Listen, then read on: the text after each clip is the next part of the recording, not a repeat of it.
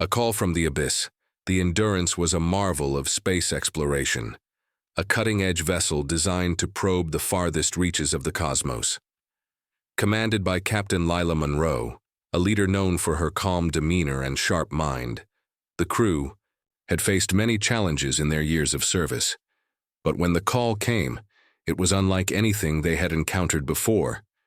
The anomaly had appeared seemingly out of nowhere, a whisper on the edge of their sensors. At first, the crew had assumed it was a technical glitch, but when the signal repeated itself, stronger, more deliberate, the crew couldn't ignore it. It was a faint hum, a sound that tugged at something deep within them, pulling their attention toward it. Lila studied the readings carefully. The signal was coming from a region of space long considered empty, an area where no stars, planets, or detectable objects existed. But this was different. There was no natural explanation for this phenomenon. The signal wasn't random. It was structured, rhythmic, almost as if it were calling out to them. As the Endurance neared the anomaly, strange phenomena began to occur. The ship's communication systems became unstable, picking up low-frequency waves that distorted the crew's speech. Navigational charts flickered in and out of existence. The further they ventured into this unknown space, the more the ship seemed to grow heavy, as if some unseen force was pressing down on them. It was almost as though the cosmos itself was aware of their presence, watching them. Lila had seen anomalies before, but this felt different, dangerous even. And yet, the allure of the unknown was undeniable. They had to go deeper. With a heavy heart, Captain Monroe gave the order to approach. As the ship moved closer, the very fabric of space seemed to warp, stretching and distorting like the surface of a pond disturbed by an invisible hand. Whatever was waiting out there, it was not just an anomaly, it was a force in itself, one they could not fully comprehend.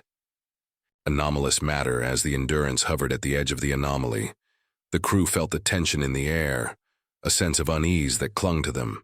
The ship's instruments were almost entirely non-functional, giving off bizarre readings that didn't align with any known physics.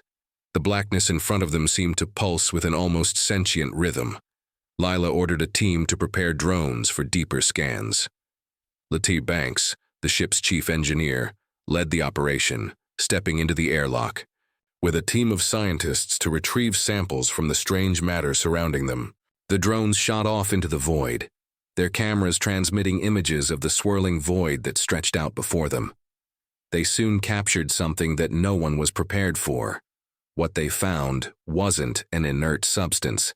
The material they retrieved was living, resembled an organic matter, like flesh wrapped in an exoskeleton of metal, pulsing with a strange rhythmic heartbeat. Banks held up a piece of it under the ship's magnifying instruments, watching in horror as it seemed to regenerate, stitching itself back together as though it had never been broken. The readings were incomprehensible, biological yet metallic, alive yet controlled by some other force. The closer they examined it, the more unsettling it became. They soon realized that this wasn't just a fragment of an unknown object.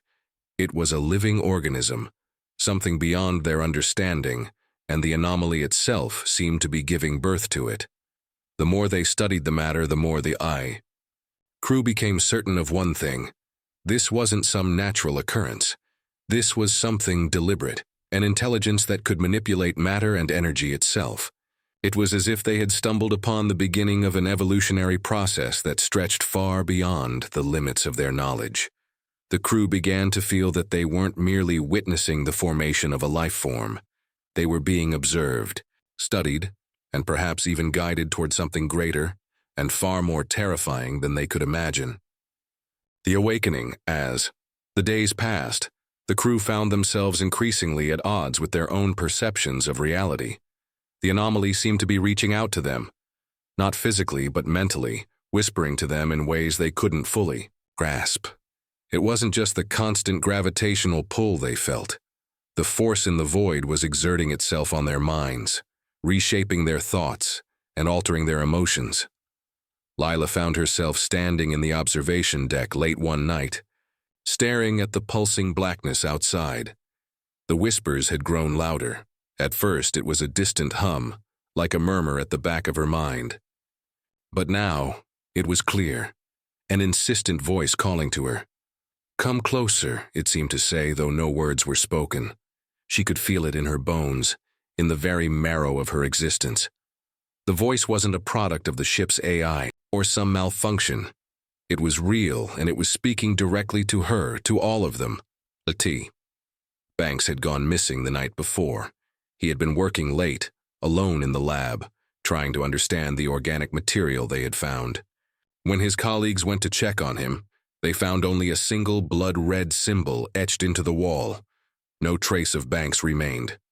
His personal effects were still in his quarters, and yet, he was gone, as though the anomaly had taken him, absorbed him. Then came the hallucinations. Crew members began to report seeing people who weren't there, people from their pasts, loved ones long gone. Some heard their own voices calling out to them from the void, speaking words they had never uttered. It was as if the anomaly was invading their very thoughts, pulling fragments of their memories into its grasp. Desperation set in. The crew had always been strong, resilient, but this force, this living, breathing entity, was unraveling them. Even the ship's AI, Seraph, which had always been a calm and unerring presence, began to behave erratically. It spoke in riddles, and offered warnings in cryptic phrases that no one could understand. Lila tried to hold her crew together, but one by one, they began to lose themselves. They were being drawn into the anomaly, not just physically, but mentally, and there was nothing she could do to stop it. Fractured reality's time itself seemed to break down in the heart of the anomaly. Days blended into nights, hours became moments, and moments stretched into eternity. The crew no longer knew whether they were asleep or awake. Reality itself had become fractured. Corporal Ellis was the first to make a chilling discovery. While exploring the abandoned sections of the ship, he stumbled upon the remains of another vessel, an old, decaying ship whose hull was fused with the black matter that surrounded them. There was no name, no identification. It was a ghost ship, and its crew had long since vanished, absorbed into the entity's grasp. But what terrified Ellis the most was the discovery of their faces. The crew members, long thought lost to the anomaly, were now part of the ship, integrated into its systems and the ship's very structure. Their forms were unrecognizable, their bodies twisted into something unhuman. The entity had absorbed them, not just their bodies but their consciousness, their essence. The ship itself was beginning to change. The walls of the Endurance seemed to breathe, pulsating with an organic rhythm. The structure was no longer entirely mechanical. It had become part of the entity, fused into its living, sentient mass. The crew could feel it, hear it, inside their very minds like an ancient presence older than the stars themselves. Ellis returned to Captain Monroe with his discovery, but by then, it was too late. The anomaly was no longer just a place in space. It was their reality. There was no escape. The entity had become part of them, and they were part of it. Into the heart of darkness, with little choice left, Captain Monroe ordered the ship to venture deeper into the anomaly. The heart of the darkness beckoned, and the crew had no idea what they would find there, only that it was their last chance to understand the force that had ensnared them. But the deeper they traveled, the more the ship seemed to warp and twist. The air became thick, almost suffocating, as if the entity was drawing the very life force from them. Inside the heart of the anomaly, they found it.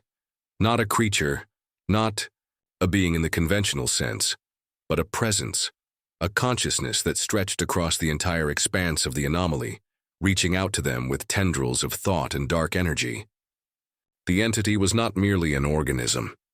It was an intelligence, a consciousness older than the galaxies themselves, a being that existed beyond time and space.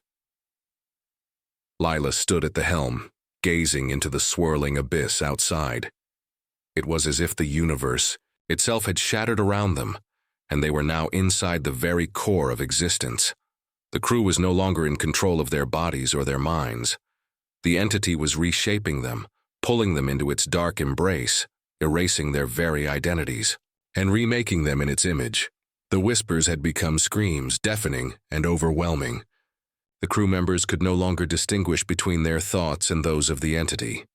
They were no longer individuals. They were becoming part of something much larger, something eternal. The more they resisted, the more the entity dug into their psyches, peeling away their memories and personalities.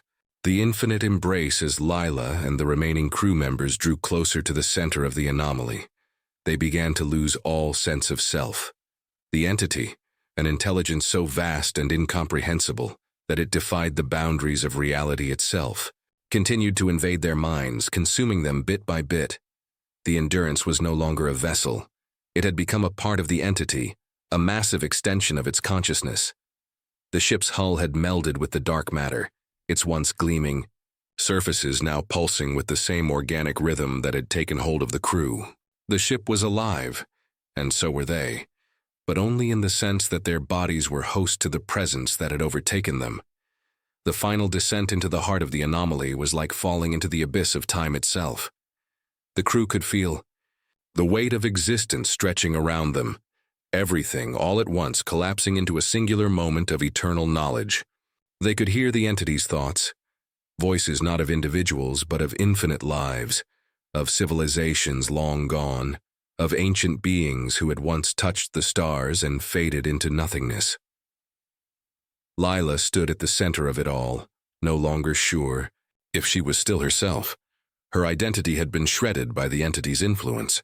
She was both part of it and outside of it, a fragment of a greater whole, a singularity of consciousness that could not be comprehended by the human mind. And then, the ship disappeared. Not in the traditional sense, but it was no longer visible. In the universe, the anomaly had absorbed it, as it had absorbed so many before. The universe outside continued its eternal dance, oblivious to the fate of the Endurance and its crew. But inside the anomaly, the voices of the crew whispered on, forever part of the vast intelligence that had claimed them. The crew had been consumed. They had become part of the infinite embrace, lost in the heart of the darkness where no human mind could ever hope to understand the true nature of the entity they had stumbled upon, and the anomaly waited, patiently, for the next to come.